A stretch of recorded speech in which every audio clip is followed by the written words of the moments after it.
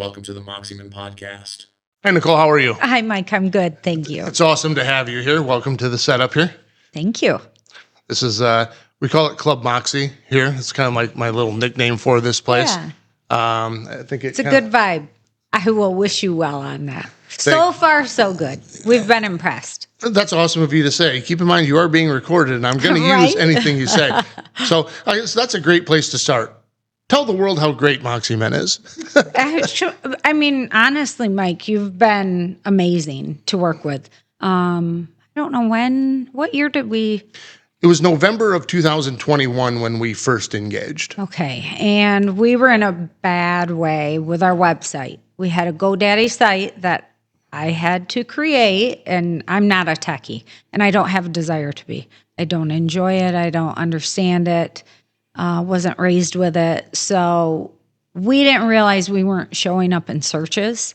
And we were, I think, 64 pages in when you searched flatbed or trucking, something like that. And doing a little bit of digging didn't take long to realize why. And that was because there were no keywords, nothing in the background to help our page. So we got with you and you facilitated that. And it was quick, too. Very fast. Well, thank you for the kind words. I greatly appreciate it. I do remember all that. And yeah, it was the website that you built for somebody that doesn't build websites wasn't bad. You know, it represented your company. Like if you didn't have a website at all and you needed something, which is, you know, kind of what you created, it really wasn't bad. All the appropriate information was there and it wasn't really that hard to navigate. It just kind of lacked content overall about what you guys are all about. And it really just needed to be modernized. Mm-hmm. And so those are kind of my favorite kind of projects. And almost all of our clients come to us in a similar situation where they're kind of like super successful despite their web presence not being up to snuff. So once we kind of get all that shored up, it just takes it to the next level. And but I do appreciate all of the kind words. We get a lot of compliments on it. Yeah, I thought the team did an excellent job on it. So I can't take all the credit. But no, it was definitely a group effort. But daily, I will hear, "Oh, I found your website," and "Oh, what'd you think about it?" And people really think that it's amazing. It's a lot of content. And it sets you apart from the people that don't put an effort into it. Mm-hmm. And so, and your prospective customers or your prospective drivers, in your sense, they're going to be compared. They're constantly judging. And if they see, oh, you've put this much effort into your website and these other companies haven't, well, this is a company that's got it together. It's really like your storefront. It's a representation of your company, even if it's not your primary driver of sales and leads. Mm-hmm. And so let's talk about your time at Modular the first time in, and then you came back to Modular after a couple of years, and in between you worked for Plastic Surgery Associates. Mm-hmm. I was telling Angie that you have a background in cosmetics, and so if you'd care to talk about what that transition was like, because going from a trucking company to a cosmetic, they can't be more diametrically opposed. Yes and no. So that's what I thought. I mean, obviously the work is completely different, but you're still dealing with people, clients, patients, whatever they are, you're dealing with people. And that's what I like. I'm a people person. So I was misled. I thought, get out of trucking. Trucking found me. I didn't find trucking. I didn't grow up thinking, oh, I'm going to work with truck drivers, hiring them. I didn't not think it. No knock to drivers, but it's nothing that crossed my mind. And I was hired to wave the first time at Modular, wave on a flatbed, just day by day. They parked a trailer down in Indiana, wanted to attract attention. So I sat out there with somebody and we had a banner on it and just trying to get drivers to stop. We were next to a truck stop. I worked there 3.5 years. I thought I knew what I was doing, what I was talking about. And I think I did to a degree. But things were not lining up. And I felt at one point like I was not a fit for the company, for what direction they were looking to go with the hiring. And I left, went to work at a spa and thought, dream job, right? everyone coming there they want to be there. They're doing something for themselves, so they'll be pleasant, upbeat, kind. No, not at all. What did you do at PSA? I worked with the injection specialist and they did the lasers. So I set up all their rooms. I drew up Botox filler, did all the inventory ordering, patient callbacks, lots of procedures, treatments so that I could sell. And I hadn't thought of myself ever as sales. Even, like first round at Modular, somebody had said something about it being sales. Well, you're in sales. And I thought I'm not selling anything. Well, you break it down, you're educating people and you are selling them on something. So at the spa, I would have a lot of treatments, procedures, and I was comfortable walking around looking a mess, having my face destroyed with a laser, that kind of thing. But it attracts, what'd you do? You're rooming someone and they want to know what you did. And then when they come back, you could show afters, before and afters, and you sell them on procedures. So you had result driven. You had to experience these procedures yourself as a condition of employment?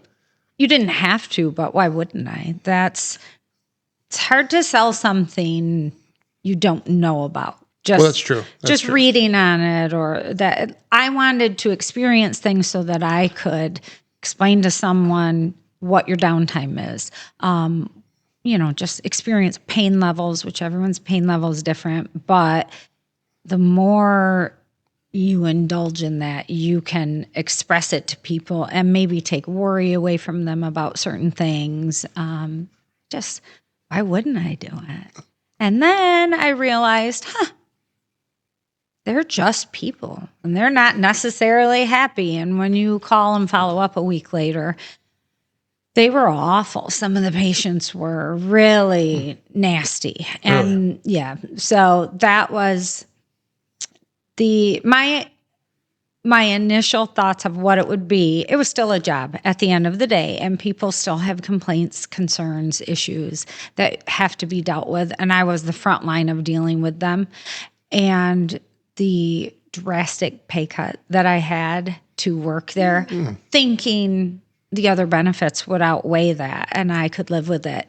It just there was not balance. And I worked with 49 women in that office, and that alone was a challenge on days. So I'm kind of one of the guys. I can shoot the shit with people, and I'm not overly feminine, where talking with truck drivers was easy. So I had missed doing what I did. I missed the people at Modular, which part of it that was all part of the reason that I left. But when you get further removed, you realize a lot and you have time to step away and look at the big picture instead of the day-to-day frustrations. So in doing that, I still, in the 2 years that I was gone from Modular, I would still go to events that they had and was still friendly with people that worked there. So when they needed another recruiter, they had hired 2 other individuals after I left, and they went about things the way the company thought they wanted a recruiter to operate. Just numbers, get butts in the door. Doesn't matter. Don't be so fussy with who you're hiring. Just hire. And turnover was insane doing it that way. And I always had a problem with that because it's not what I want to do. To me, it's not just you're a truck driver, so what do you care? It's a career, and a job change should be as impactful, and you should care just like any other career that you're in. But drivers don't necessarily feel that way. They think it's okay to job hop every 2 months, switch jobs, that kind of thing. And I don't. I am looking for longevity with these drivers that come in. So when I came back, they wanted me to be commission-based, as the other 2 were, and I fought that hard because I think that's the biggest downfall of trucking, of hiring in the industry, is you monetize performance of recruiters, but a lot of the companies that are competitors of ours you might have to make 200 outgoing calls a day. There's no quality in that. You're hitting bullet points, and when can you start? And you're paid, they kind of starve out recruiters. You're paid very little until somebody enters the building, and then you get paid. So the temptation of individuals to not be upfront and honest, or, I mean, a lot of them outright lie. But if you're not lying, you might not be fully transparent. If someone asks a question, you might kind of gloss over it. I never wanted that temptation. It's not who I am. If people don't want to be here based on who we are and what we offer, that's fine. I appreciate what they do. I thank everyone that I speak with on the phone, whether we're a fit or not, because they will find a company that they're a fit for. So when I came back, we tried commission, said we would do it short term, reevaluate it. We reevaluated and came to the conclusion that that's not a better option, and decided that I would be a salaried individual, which allowed me the time to spend with individuals, put them in the hot seat. If you called looking for a truck driving job, I ask you, what are your priorities? And you wouldn't believe how many people are stumped. They can't answer it. Well, because in a lot of ways, they're so used to being sold. And now all of a sudden they have to sell themselves. And yeah, it almost kind of creates, all right, this is different. Yeah. You know? It's different in a good way. I would say probably close to 90% of my calls are, even if we're not a fit for them, whatever it is, if it's the home time, equipment, type of work we do, I get a lot of positive feedback that it was a great call, and they appreciate how the call went, how I spoke with them, because it's different. And I love that. And that's what I want. Because if we know we're not a fit for what they're looking for, they're not a fit for us, why, it's expensive to onboard somebody. And then you get them here, and just to have them leave in a month, you don't get your return. And I personally feel like I look bad. It's very personal to me. If someone turns over quickly, I wonder if I missed something, if I didn't elaborate on something. But I've gotten better with that, of not shouldering all that blame, because I used to be I would cry over my job. I don't really do that anymore, because I know I gave the drivers all the tools and all the time to ask questions, to tell me what they're looking for. So if they don't, and it doesn't work out because, I didn't know you do this, and that's on them at that point. Yeah, you can't shoulder all of the blame on that. At Moxie Men, we operate the same way. We only take on clients that we know are a good fit. And so we go through a similar process where we do a lot of vetting before I even pick up the phone and call whoever's reached out, regardless of who it happens to be or how they found us. And I found that, we probably either don't even return the email to probably 70% of the people that reach out for a variety of reasons. Because there's a lot of boxes that we have to check in order to be able to take somebody on as a client. But when it works, it really works, as you've experienced. And so it's the biggest challenge in our world is just finding those qualified leads, because in a lot of ways, as for lack of a better expression, a salesperson, I don't think of myself that way, but I kind of am.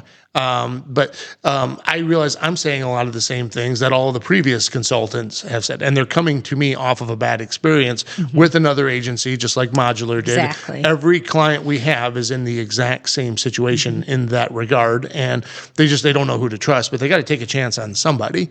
And so I don't want to say that our clients have to sell themselves to me, but in some ways they kind of do, just like your potential drivers have to sell themselves to you, which in an employee employment situation, that's the way it should be. But do you find now that we're in 2025 and not 2021 when we met, do you find that that's still the case? Because job hoppers were the biggest issue, and the company's offering a $5,000 bonus if you sign on and stick around for 90 days. And nobody's offering that anymore because you don't have to. So now is it more of a seller's market than it used to be? No. It's still roughly the same? There's so much, it's been this way for so long, and drivers have a sense of, a lot of them have a sense of, you need me more than I need you. There's a bunch of companies will take me as long as I have a valid Class A license. They're employable. And they're not incorrect, because most of the companies, or large majority of the companies out there, don't look at work history. They glance at it. There are processes you're supposed to go through to employ someone, as far as employment verifications, things like that, that I know companies are not doing. They tell them they do it, but when things don't line up, they hire them anyway. So when they run into me and I say, no, it really does matter. If your work history isn't accurate, I need you to think on it. We're going to verify the last 3 years. I think they think, meh, like all the other companies told them, except for they run into me and I'm like, nope, where were you? If it doesn't line up, I explain to drivers on the phone, the reason I am that way is because I don't ever want an audit, right? That's a scary word. And if they were to come in and look at our driver qualification files and our verifications and things don't line up, and I brought them in, they're going to dig into more of them. And that's just, to me, not worth it. We'll do it on the up and up. You should be able to provide where you were employed. And if there's someone, I base a lot on conversation. So unlike a lot of companies, but that's because I have the ability to have long phone calls with people. So I might have an hour and a half call with somebody that expected a 5-minute call with me, but they call, I put them in the hot seat. What are you looking for? What's got you looking right now? A variety. And I'm not scripted. So each conversation just runs its course, however it's going to. But you learn a lot about people, and those calls you can figure out if you think, I get tricked sometimes, like I think they'll be long-term and they're not. And it's hiring no matter what. But I think people feel valued when we're on the phone. And they realize that because I do stick with what I tell them. I don't waver on it. If I tell them this is what I need and they don't provide it, we don't move forward until they do.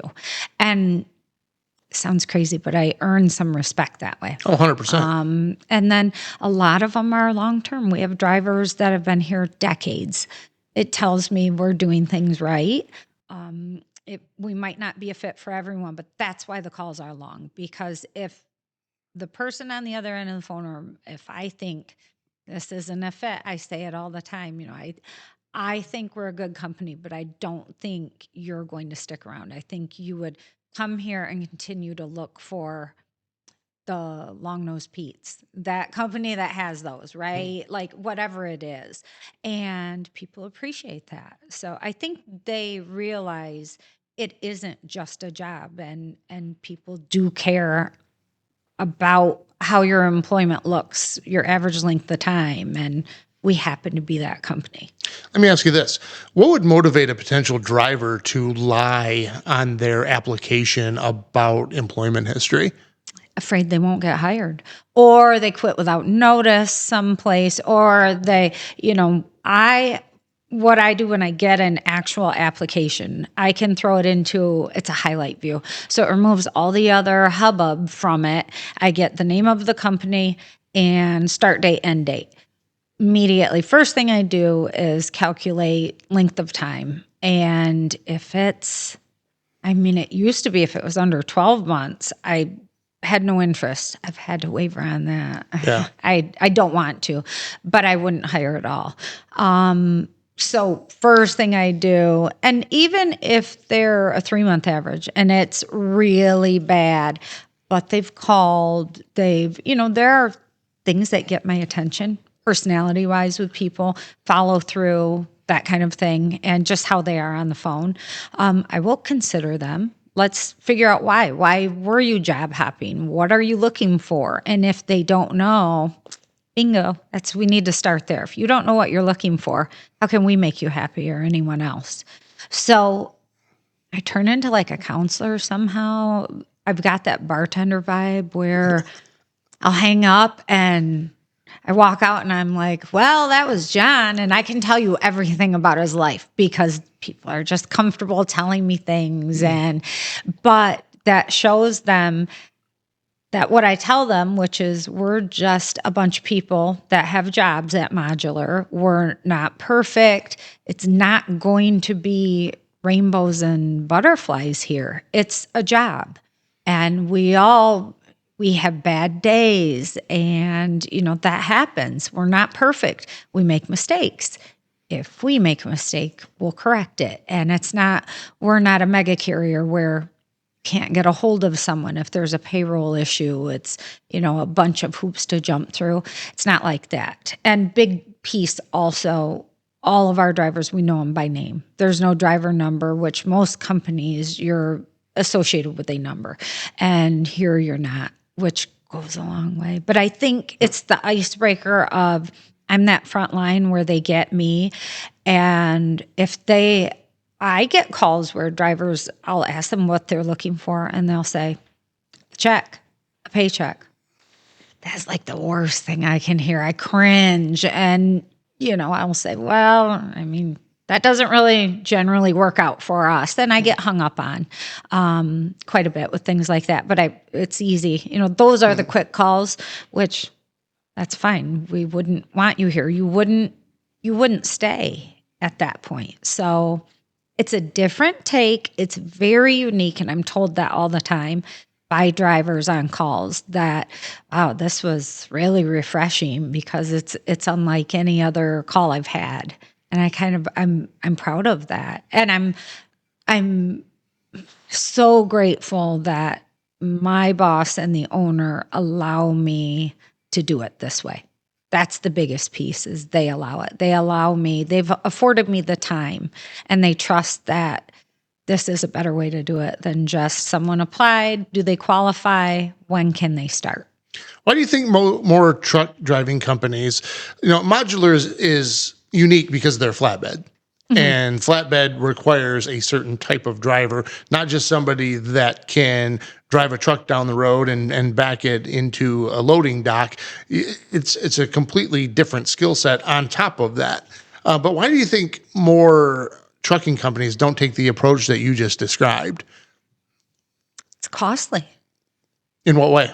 It's costly because, well, for one, the piece you said, with us being flatbed, training is a lot more extensive. So if they don't have flatbed experience and they come in, the orientation and training process is as long as it needs to be. That's what I tell people when they ask. It's as long as it needs to be, but you have 45,000 pound round piece of steel on that trailer. We're not going to throw the keys. Where a lot of companies have the ability, based on what type of freight they're hauling, that they can do a PowerPoint and the paperwork and put you in a truck. Well, our investment is a lot more than that initially. But it's costly in respect to, so costs us money for me to take longer to educate people. Most drivers are good with that though. So if I changed my ways and just bullet points, I'd hire a lot more, but we'd have a lot more turnover. Other companies are okay with that. So they employ mega amounts of recruiters. They might have 30 individuals in a room all doing 200 calls a day.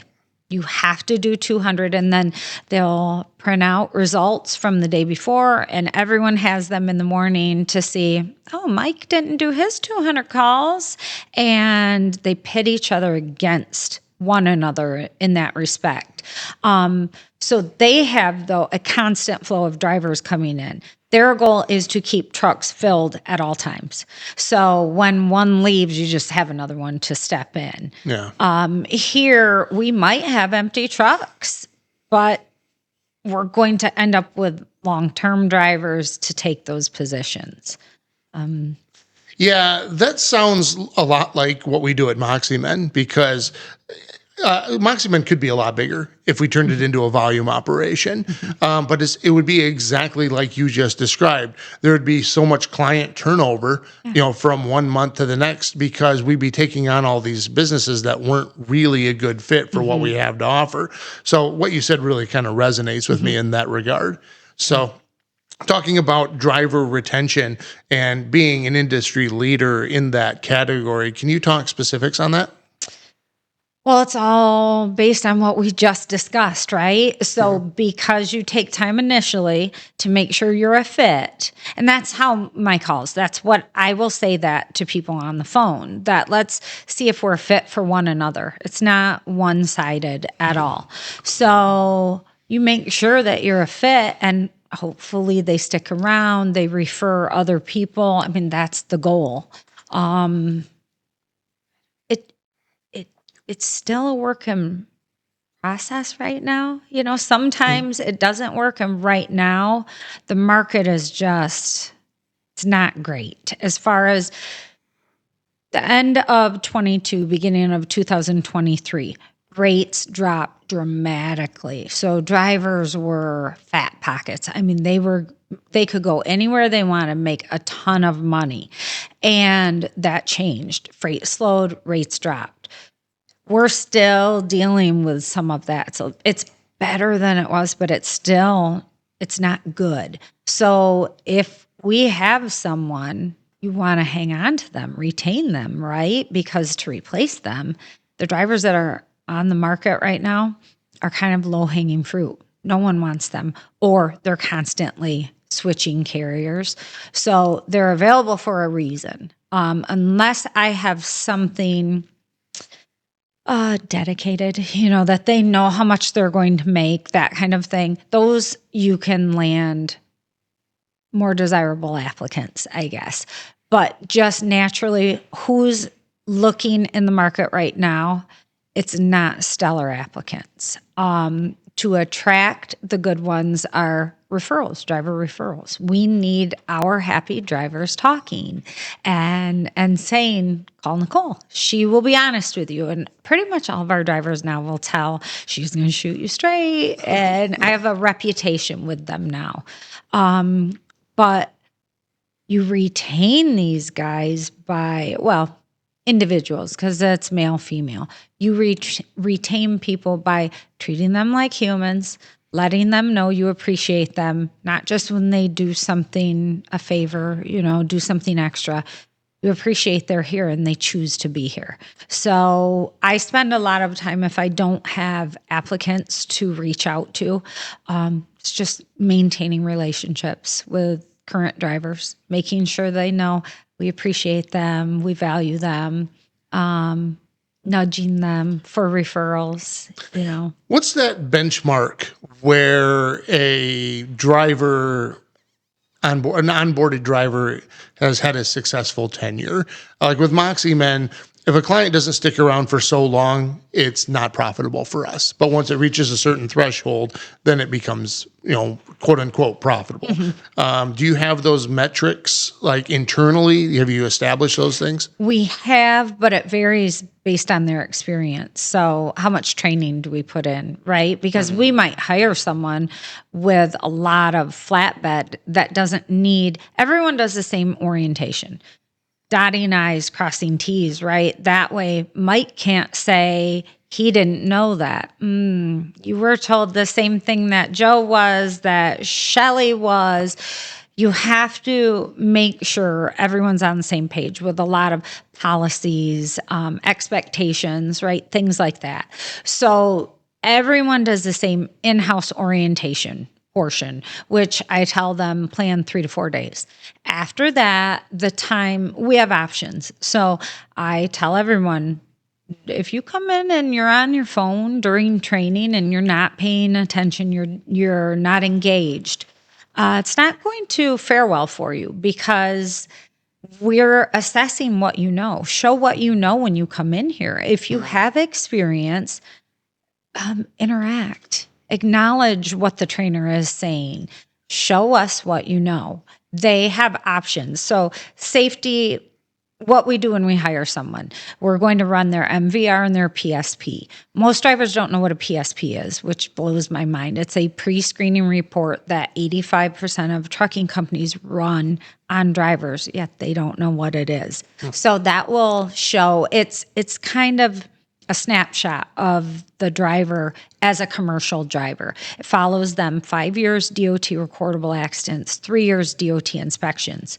So that gives you some insight. Do they care to do pre-trips? If they have a bunch of equipment issues or speedings, might be they weren't cited, but they got a warning. Warnings show on this.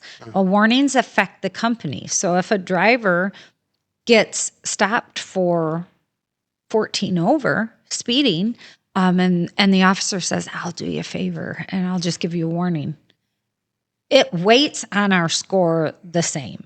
Oh, really? Yes. So it's actually better if they get a citation a lot of the times because you can fight that. You can't fight a warning. And it's there for 3 years it shows up. Oh, wow. So we're looking at those things. Safety has that information. They're seeing are they engaged? Do they care about the information? Because the scary drivers are ones that hire on, especially if they have flatbed and they don't see value in our orientation. That's frightening because people that can't be taught anything or learn more and think they know everything, they're the scary ones. So we're kind of paying attention to what they know. Yeah, I can see where that would be perceived as arrogant. Mm-hmm. Yeah, you know it all. You don't know. So when I speak with someone, I explain the orientation process that the in-house trainer, Clint, he drove for Modular 15 years on a home daily route, which means a lot to drivers as well when you have Class A individuals within the organization or internally. They've been there, done that, right? They can relate to what you're dealing with. So I do sell drivers on the fact that 5 out of 6 individuals in safety all have active Class A's. It's a big deal. 3, 4 drove for us at one point. It's a big deal. That it speaks volumes because they know it's relatable, I guess, for... Oh, yeah. When you're talking to somebody that's done the job. Exactly. Yeah.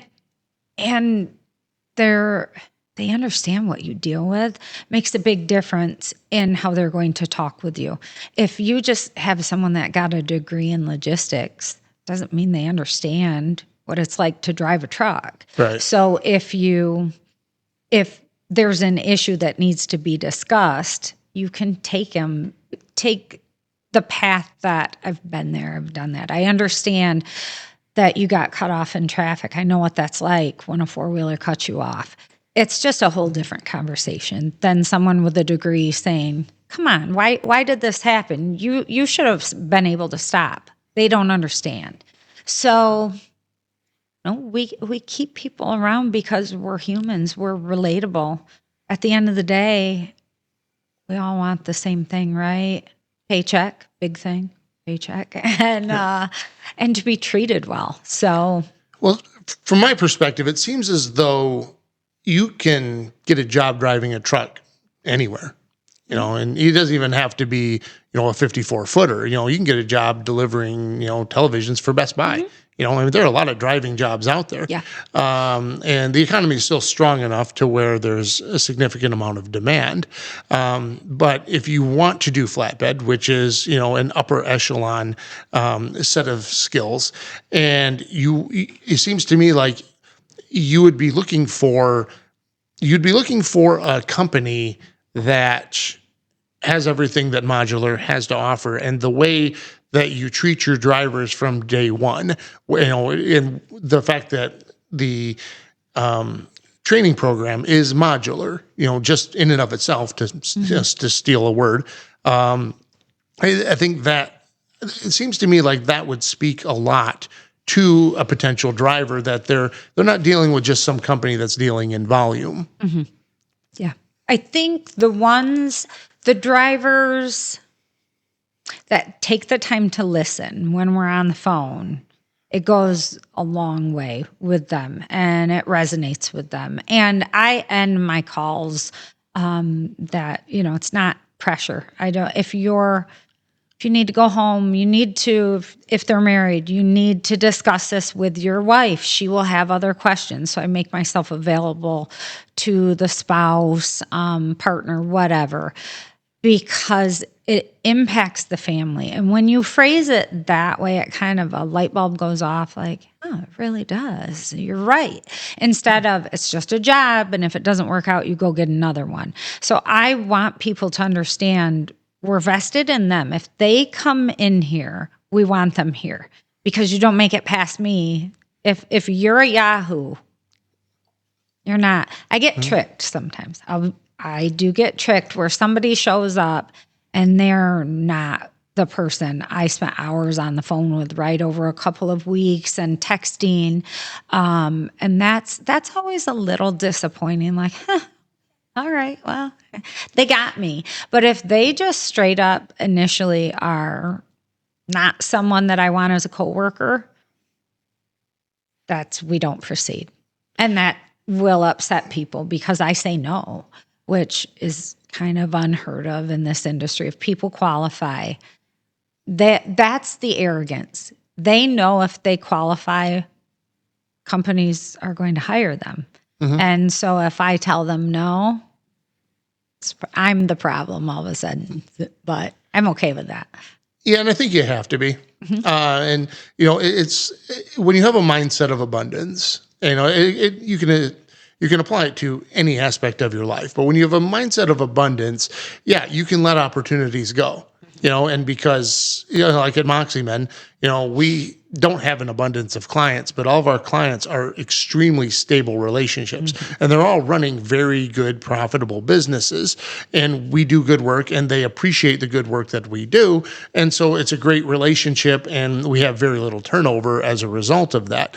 And I'm sure you experience that with your drivers once they've been around a certain point. At what point do you know a driver's going to stick around for more than like 6 to 12 months, that they're potentially a lifer? Is there like a threshold where you kind of say that to yourselves, like, all right? No, normally it's a lot earlier than that, Oh, really? right? The time that I worry is when they come in to, can we keep them 6 months, right? Because especially if they don't have flatbed, they're frustrated, right? It's a new skill set that they have to learn. They're slower at everything that they do with securing, tarping, untarping, unsecuring. It's just a different beast and they're not used to it. So that first few months is a lot more, I want to say hand holding, but just a lot more following up, making sure we're good, because they need to feel, because they're frustrated and they've got a lot of time driving to think about stuff. They've got time when they're shut down to think about, what am I doing? Do I want to get on Indeed and see what else is out there? Because they're frustrated, because that frustration goes along with typically their pay is down compared to what it's going to be, because there's that learning curve. They have to learn it and they have to get better. So if someone is new to flatbed, I cover that. And it sounds like gloom and doom, but I'd rather get ahead of it and let them know, I know you're not going to be a top earner right off the get-go. Very unlikely. Maybe you'll be the one that surprises me, but don't plan on it. But if you stick with us, ask questions, communicate, we will get you up to that point, but it generally takes a few months. And then, you hope they're happy. And there's a lot of things that cause turnover though. that are unavoidable. I had read at one point there's a 20-60-20 formula. Like 20% are not going to stay no matter what. They're always looking. 60%, if you treat them well, if meeting expectations, didn't lie to them, and things like that remain constant, they will stick around. But if one of those things changes, they would consider leaving. And then the other 20, they're lifers. No matter what, they're not going anywhere. So I think you never know when you bring somebody in who that's going to be. And I've hired plenty that first round. It wasn't, and I thought we would be, but maybe it's their first flatbed job, or they wanted to see what it's about. Then another driver from a different company, when they're in line waiting to get loaded, approaches them with a check stub. That happens all the time. You should come over here. And they might see if the grass is greener, but so many that leave want to come back. And that's where I know, okay, there's something to it, because something stuck with them that they wanted to be a part of. Now, that's still not a guarantee they'll stick around, but I always feel like we have a better opportunity. They know who we are, they know what we offer, and then I can approach the conversation with, what is it? What did we miss? The first round, okay, you just wanted to see what else was out there, and now you want to be back, Okay, I can take that. Like an ex-boyfriend that comes crawling back. Once in a while, but there are times that we say no as well. People have to leave on, I can't say on good terms, in the right manner. Give notice, actually work your notice out. Don't make us go retrieve the truck. Things like that go a long way. And then typically if somebody reapplies, we have gotten to the point where we tell them, if you leave, it's going to be a year before we consider you for rehire, because we 2 years ago had 3 drivers leave at the same time to another company down south. And it was all, somebody had a paycheck, in line, come over here. Well, within 3 weeks, all 3 had reached back out. I want to come back. It was a trick. He was the only driver they were running that way. And our money is way off from that. And I had to tell them all, no, we can't be your backup. We can't be, I think I told them, we can't be your side piece. We're the main girl, or, we're not going to be your backup plan, because it shows other drivers that we could be a revolving door and you can go try something else out and then come back. It doesn't look good on us. We've made exceptions to it for sure, depending on certain cases, but like that with 3 leaving, jumping ship to go the same place, we couldn't take them all back. And we told them they all had to wait, and they all waited a year and they all came back. So I don't know. What, aside from like salary promises that another company might make or a sign-on bonus, what would cause a driver to look elsewhere and ultimately leave? Home time.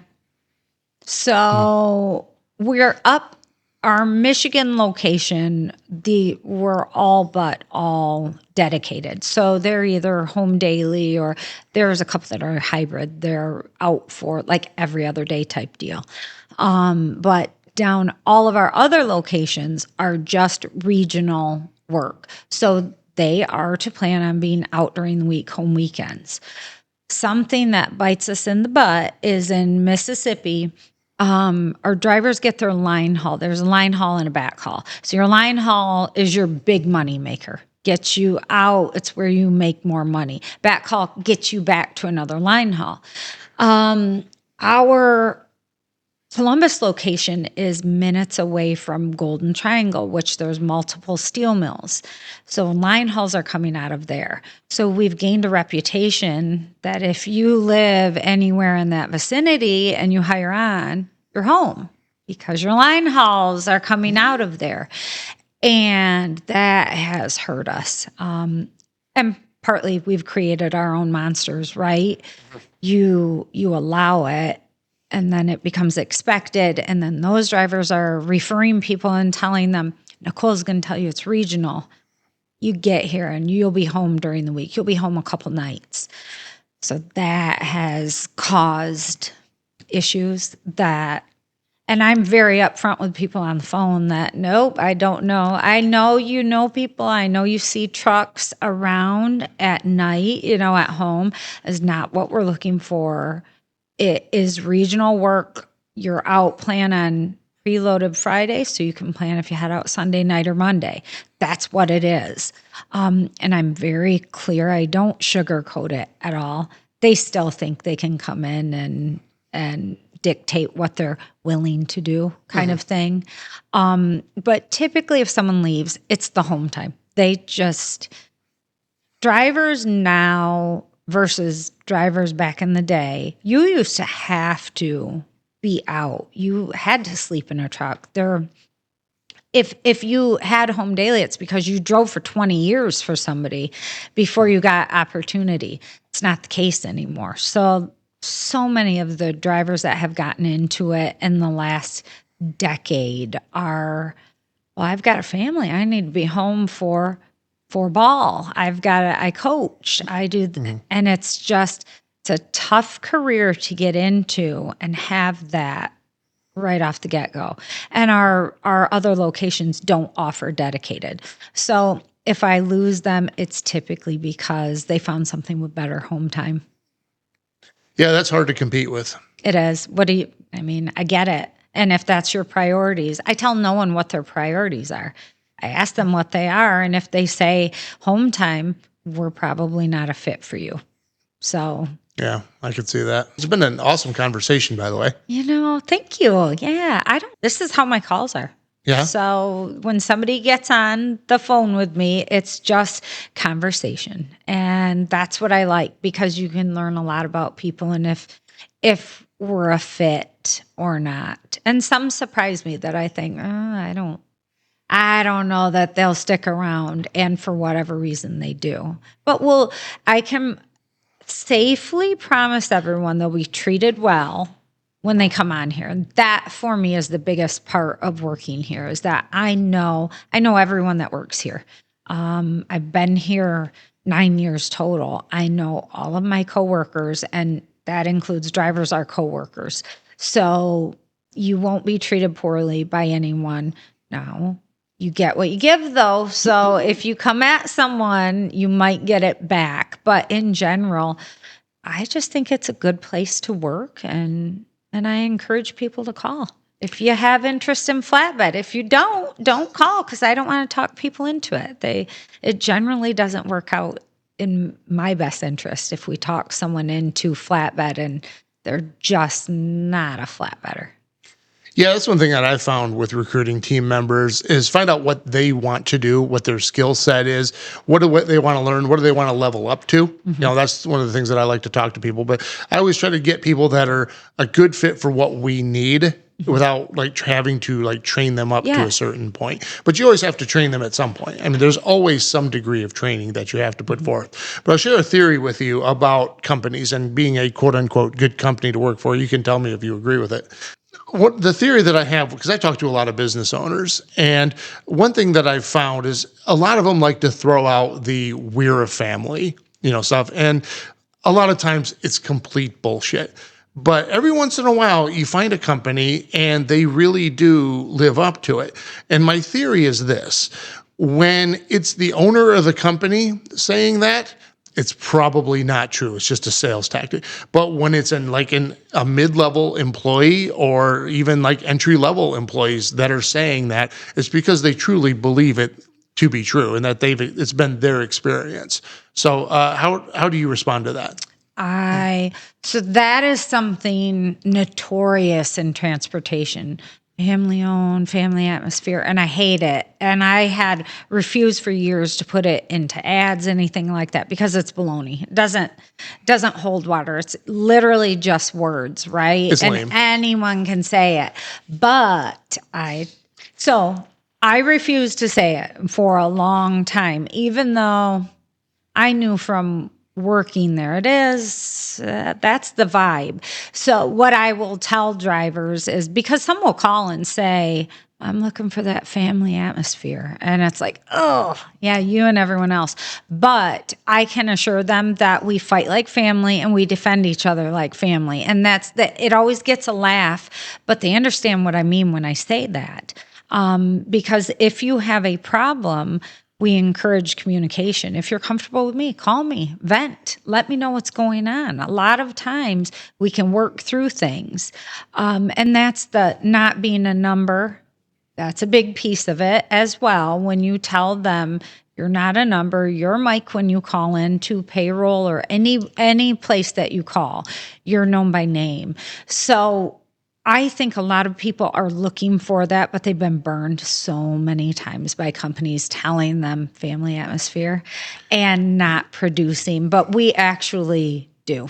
And they feel that. And like I said, we'll fight with each other like family, but we have each other's backs too. And that's huge here. Yeah, well, I remember hearing you and Scott say that in, I think it was one of our very first discovery meetings. And you can always tell when people mean what they say. And you're good with people, so you understand that. Yeah. And so that was one of the things I thought I'd bounce off you, is just that, like, when it's the owner saying it, like I've heard people say, I'm like, well, if we're family, are you going to donate a kidney if I need it? It's like, probably not. So right. But no, I mean, Evan would say it and it would mean something because his dad started the company in 1969. So we're 55 years operating.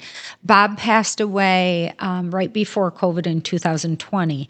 And Evan still, this is his dad's company still for him. Even though he's owner, president, it's still his dad's company. And he holds himself to a very high standard in that respect. And he likes the reputation that Modular has. And he likes that drivers come in when they're in Grand Rapids. He introduces himself and it's just, I am Evan. There's nothing. Will be like, that's the big guy when he walks out.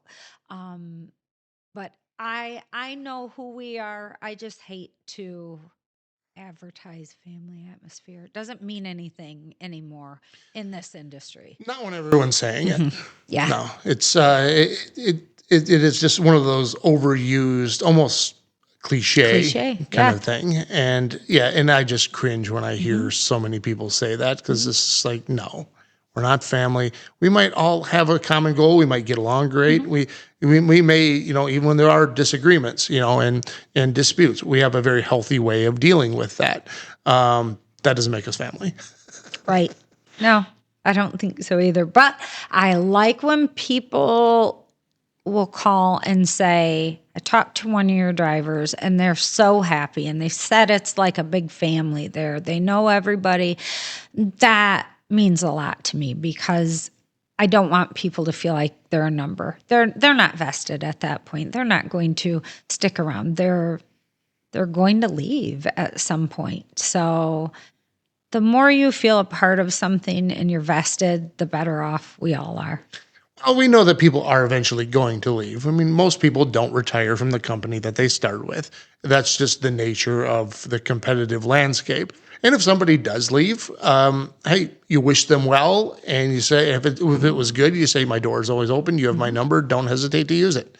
And so it goes both ways. And a lot of times when you give people that type of respect, that maybe they'll come back, maybe they won't, or maybe they'll come back part-time or whatever it happens to be. I mean, there's a lot of different scenarios where, and they're all positive as long as you keep that relationship strong. And if people want to move on because they find a better opportunity or it just suits them better, hey, more power to them. It gives us an opportunity to find somebody who's younger or just as good or, has a different skill set, so it's not always the worst thing in the world when somebody leaves. I have drivers leave, but they still refer people. Just because we're not a fit for them at that point in their life doesn't mean it's not a negative on us necessarily, right? So I will have drivers that refer other drivers. Well, I have one right now that hasn't worked for us for over a year, and out of Memphis, and he referred a driver, knew I needed someone for end dump, and he referred a guy. Well, he referred a guy who was kind of a yahoo to me on the phone, just a jerk. And whatever, he felt terrible though, the guy that referred him. And I said, you don't control him. Like, I appreciate you would tell anyone to call me. It doesn't, like, they're responsible for themselves at that point. But then he felt bad that guy was a jerk to me. So he referred someone else, like, I've got a good one this time, and that guy's hiring on. So I think just being who we are, and from the initial call with me and showing them when they're onboarded, they meet other people, that doesn't go away. I don't go away just because I hired them. Most companies, once a driver comes in, they don't speak with the recruiter anymore. Right. It's the recruiter gets paid, you move on to the next one. Well, when I have downtime, they become my friends. You learn about people, and so you follow up and you check in on them, and they check in on me. And that, in that respect, I'm very fortunate that the company allows me to do it this way. I would not work for another trucking company.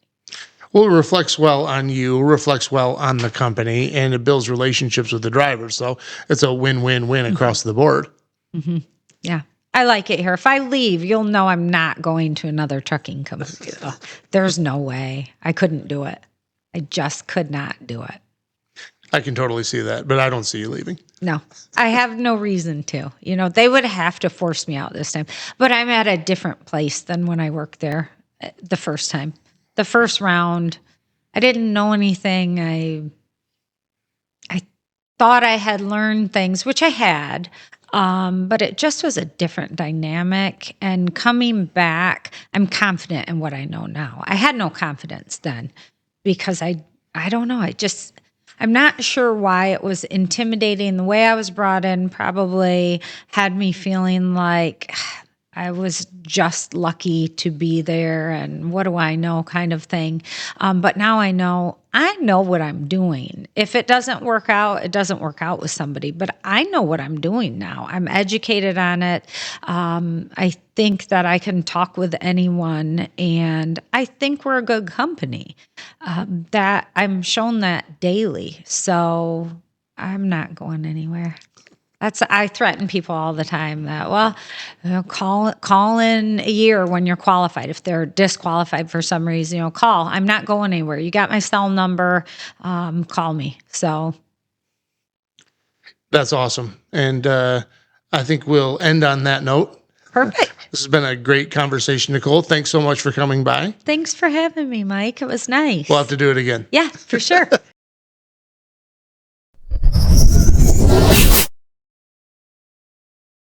Thank you. Yeah, it's been a work in progress. We talked about the countertop when we were off camera, and the epoxy project that got messed up by my 13-year-old son. So that's why those placemats are strategically placed the way they are. Looks good, though. Side job. If this doesn't work out, you can do that. Well, that's nice of you to say. I'm going to try really hard to make Moxie Men work, though. So